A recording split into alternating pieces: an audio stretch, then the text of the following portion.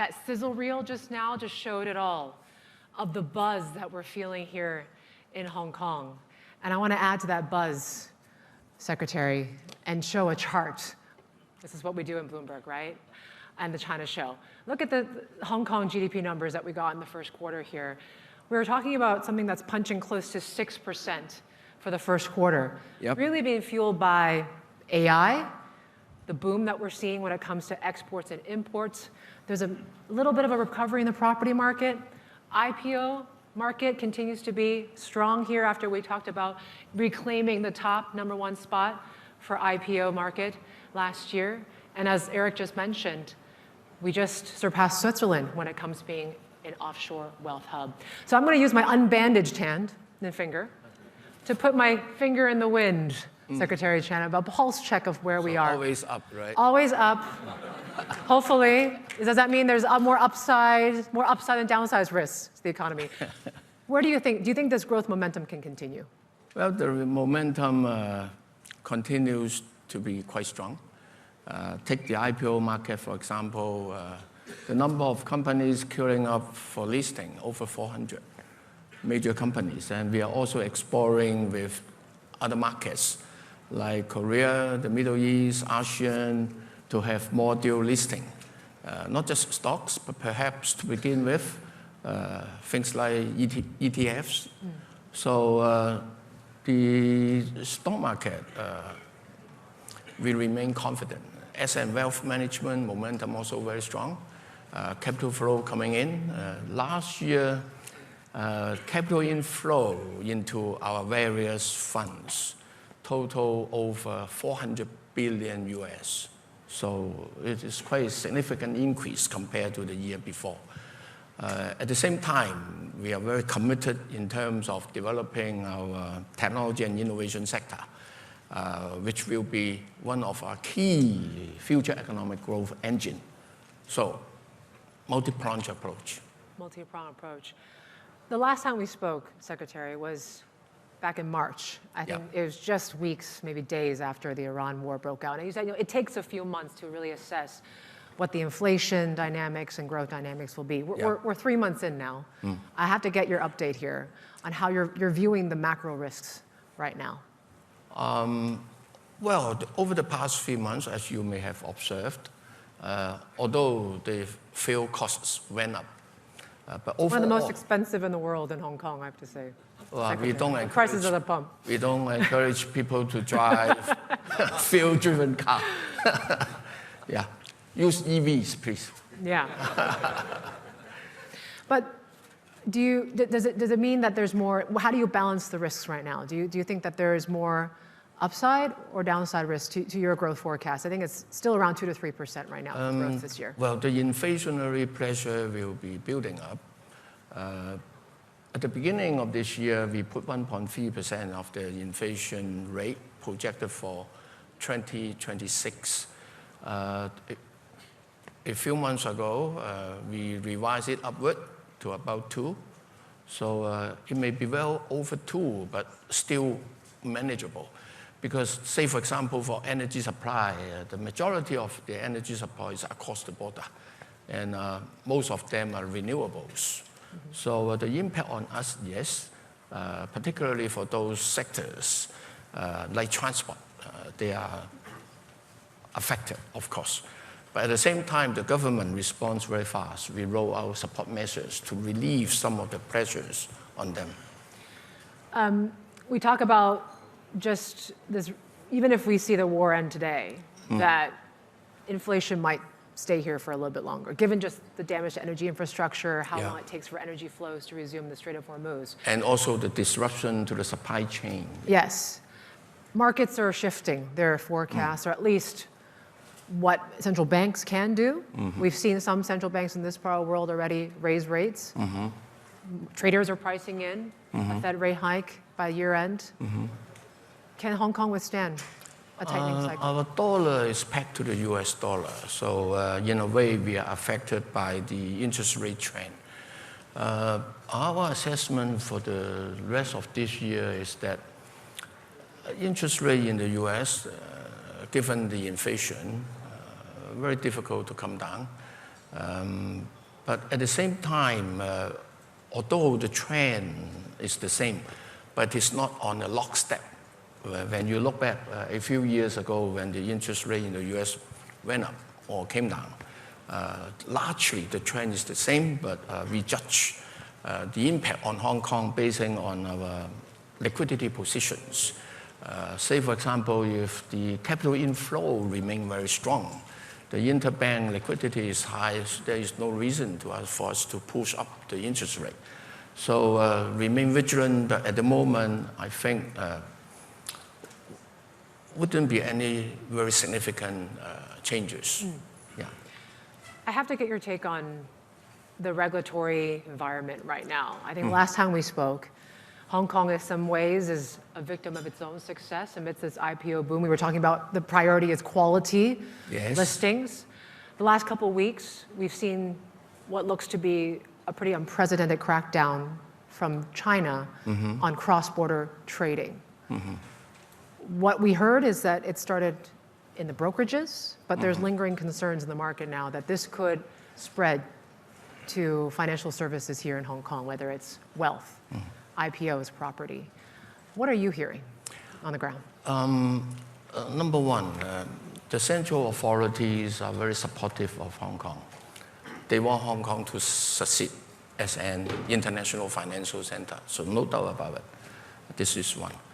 Number two, the recent crackdown are mainly on those people who move their funds to Hong Kong for different investments, not through legitimate means. So if the capital inflow are in the proper channel, they still are encouraged. We are still working with the central authority, for example, on further improving the cross-border GBA management, wealth management connect, to expand the quota of investment by individuals in the GBA area and diversify a little bit as to the products that they can invest. So that is just number one. But from a broader perspective, we have the different connect schemes with the mainland, stock connect, bond connect, and on that, we are also building an infrastructure, a custodian infrastructure, ICSD.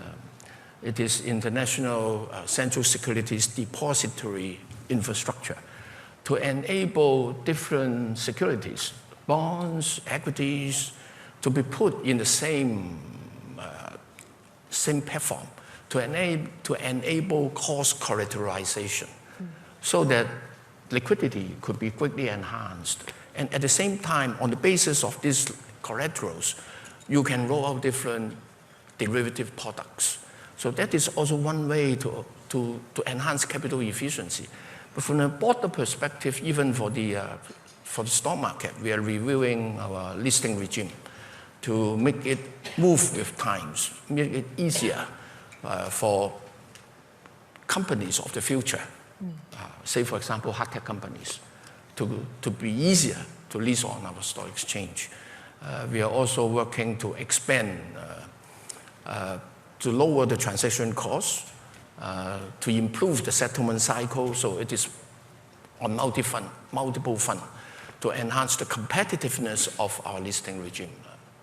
We've seen some reports of banks maybe taking precautionary measures, whether there's one Hong Kong bank that in one of their branches in Shanghai that they suspended opening new accounts for mainland clients. We've heard some Chinese banks here in Hong Kong that have also suspended some of these offshore accounts as well for investment.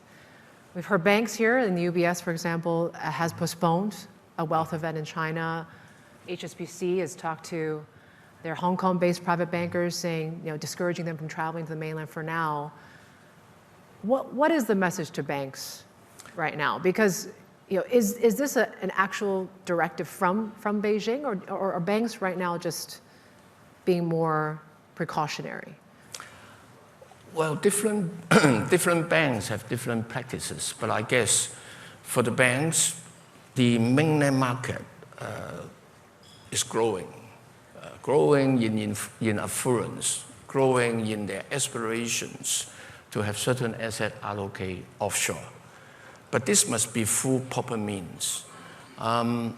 Say, for example, insurance products. Yeah. The insurance products in Hong Kong, nowadays insurance is not just for life insurance or medical, but a lot of them are investment linked. So previously we have observed substantial capital flow coming to Hong Kong, investing in insurance products, Yeah. most welcome, of course. But at the same time, some of them may not through the proper means. Now it is just put it back to the proper channel. But the products here remain very competitive, very attractive. And we are also working with the mainland authority about the possibility for our operators to set up an organization not for selling, but for client services. So this matter has been receiving attention, and I do think when we put this into the proper channel, we can inspire the confidence of the mainland authorities about the unwarranted leakage of foreign exchange reserve. Then with that trust, we can move forward. Do you think on a it'll more have impact? sustainable basis. Will it have any long-standing impact on flows? Does it redirect these measures here, redirect flows back domestically to the mainland? But I think the interest and the desire to have asset allocate offshore will remain. And this will continue to be a very, very strong driver for our financial services sector. Yes, it's the long-standing practice has been, though, if you're a wealth manager in Hong Kong, is that these Hong Kong-based private wealth managers will go to the mainland, they'll meet and build relationships with clients there, and then they come here to Hong Kong to open an account, to buy an investment product. Will Beijing still allow that to happen? Well, I think we have to step back a little bit to look at the bigger picture. Yes, in terms of cross-boundary asset and wealth management sector, we overtook Switzerland. Yeah. And when you zoom in, about 56% of the AUM, the capital flow, Comes from China? No. No? It is come from outside of China and Hong Kong. Okay. And we are seeing increasing flows from the Middle East and ASEAN as well. So let's focus on building a bigger pie and improving the connectivity, which also, in a way, will help the sectors to develop. Could it curb spending when it comes to the property market as well? I mean, the first quarter of this year, I think mainland buyers were sweeping up a lot of property here in Hong Kong. Well, compared to the peak, still very moderate. The situation is also different. A couple of years ago, in the year 2008, until 2017, there is shortage in supply, shortage in land supply, shortage in residential property supply, coupled with the buying power from the mainland, went up property price, and we introduced different demand side measures to suppress foreign demand and investment demand. But now the situation is different. We have enough land supply on the market as well as in the pipeline. As you may have observed from the land sale program we announced after the budget. Actually, that land sale program, the message are two. The first, to our people, we have enough land bank. So when the property market goes crazy, we will timely roll out additional land supply. So don't worry. But at the same time, the message is also to the developers. We have been very prudent and very careful in terms of property price and land supply. As you may have observed, say for example, in the land sale program, the number of lands sold by us, the number of units to be built on those lands in the past few years, not exceedingly large. When we roll out the land sale program, we also took into consideration, number one, the residential development undertaken by the MTR Corporation. Yeah, the railway press property. Number two, lease modifications, meaning that land initially not for residential purposes now being rezoned and able to be developed into residential properties, and also upzoning. So taking this all into consideration, the final figure is the land sale of the government. So we have been very prudent and very careful. Another example is on the office and commercial property. As you may have realized, since 2023, we stopped rolling out any office land because the demand-supply situation. We let the market digest the oversupply of offices, but at the same time, we also roll out some more innovative measures to help digest the existing stock. For example, we encourage some office properties in certain areas, suitable locations, convert into student hostels. This is just some of the examples. Yeah, we've heard when it comes to commercial property, right? There, Yep. You have so many international firms that are setting up offices Yeah, here. expanding The IPO as market well. is getting people excited and coming back to Hong Kong in some ways. We talked about the IPO pipeline, which you think remains strong. You think will be better than last year in terms of fundraising? Why Confident? not? Why not? Of course. Okay. Yeah. I have to ask, because we have a lot of big IPOs coming up in the US. SpaceX is the one that comes up first later on this week. We have been reporting, sorry, my mic, that Hong Kong and Chinese investors have been barred from getting a piece of this IPO. Do you know anything, like, have you heard of anything? Why do you think we're seeing this right now? Because it seems like it's about national security concerns, but what are you hearing? And there is also unilateralism there. Well, previously, you must have heard about banning Chinese companies to be listed on the US exchanges. We don't think it's a wise move. In a way, we in Hong Kong could be an unintended beneficiary. These companies will come to Hong Kong for listing. But looking forward, I think for us, what's important is concentrate at doing the right thing, improving our listing regime, promoting various measures to enhance liquidity, quality-wise, be stringent, defend our reputation, then Hong Kong will continue to prosper. Are you surprised that Hong Kong investors have been lumped in with mainland investors? I don't think I've ever heard something like that in the commercial space, right? You hear about that, about Hong Kong is part of China and whatnot, but to lump Hong Kong investors and Chinese investors and bar them from participating in a US IPO, what do you make of this sort of I think trend? that this is detrimental to your US interests. Why don't you welcome the liquidity from all over the world?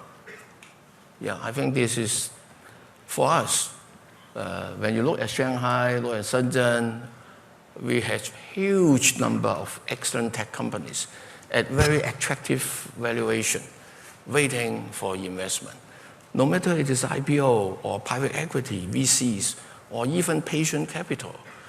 Nowadays, through the Hong Kong IC, we have been channeling sovereign funds from the other jurisdictions and long-term funds to co-invest with us into industries of the future, hard tech, health tech, life science projects.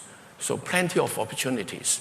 I think for Hong Kong, as I mentioned, concentrate to do the right thing and work with different partners to the extent possible, we'll continue to prosper. The reason for the restriction was because of national security risks. This is critical technology. How would you define then what critical technology is? Because wouldn't any AI company then be in that realm? Oh, you should ask the US administration. How do you see that play out though? I mean, you are yourself in the budget was advocating for new listing rules Yeah. to attract more of these Chinese aerospace, commercial aerospace companies to list here. Yeah. for Hong Kong to become that fundraising hub for them to go global, right? Yeah, for us, grab this opportunity to grow stronger. Okay. Yeah. Okay. I was going to get your take on, there's this big, massive story that we talked about today about China and how they're spending, I think it's 2 trillion RMB, nearly $300 billion in terms of building AI data centers in China domestically. How do you think Hong Kong is going to fit into that?